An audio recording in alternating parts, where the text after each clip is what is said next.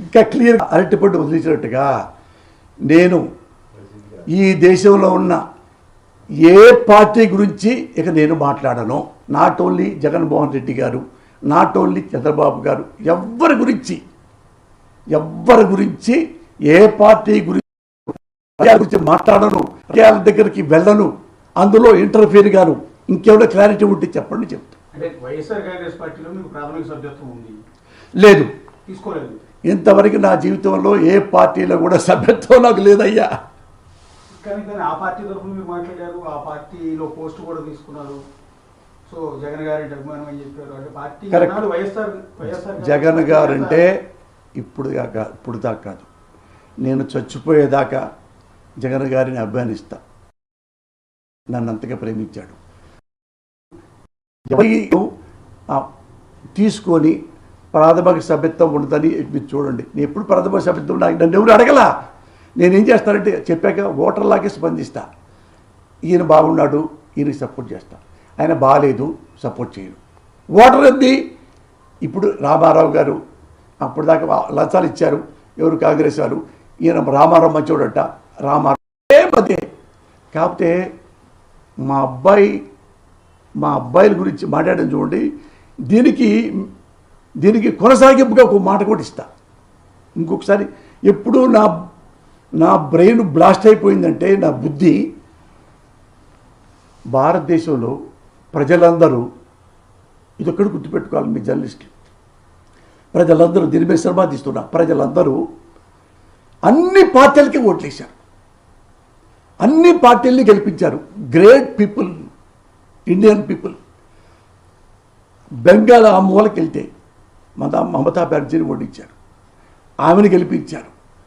కమ్యూనిస్టులు ఓడించారు, కమ్యూనిస్టులు గెలిపించారు. బాసుని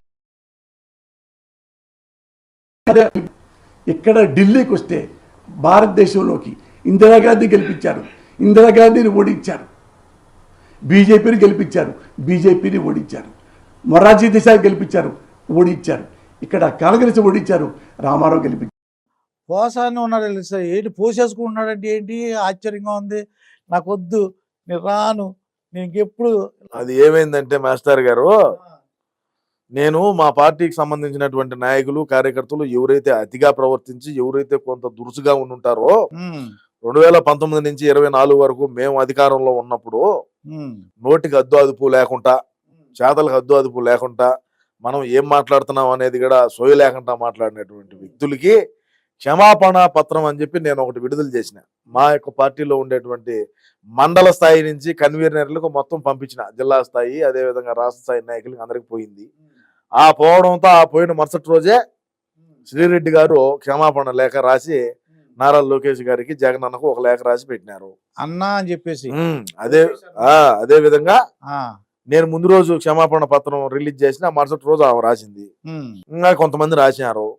ఈ రోజు పోసాన్ని ఏమైంది, నేను అతిగా మాట్లాడినాను, అతిగా అయితే చేసినాను, చేసిన దానికి ఈ రోజు నేను ఇదైతే ఉన్నాను. నాకు పిల్లకాయలు ఉన్నారంటే మిగతా వాళ్ళకి పిల్లకాయలు ఉండరేమయ్యా? అప్పుడు గతంలో ఈ కూటమి ప్రభుత్వం ఏదైతే జనసేన, ఈ తెలుగుదేశం పార్టీ ఏదైతే ఉండదో, వీళ్ళకు లేరా కుటుంబం, వాళ్ళకి లేరా బిడ్డలు, వాళ్ళకి లేరా ఫ్యామిలీలు, వాళ్ళకు ఉన్నారు కదా. మరి ఉన్నప్పుడు నువ్వు నీ ఇష్టానుసారంగా ఎట్ట మాట్లాడతావయ్యా?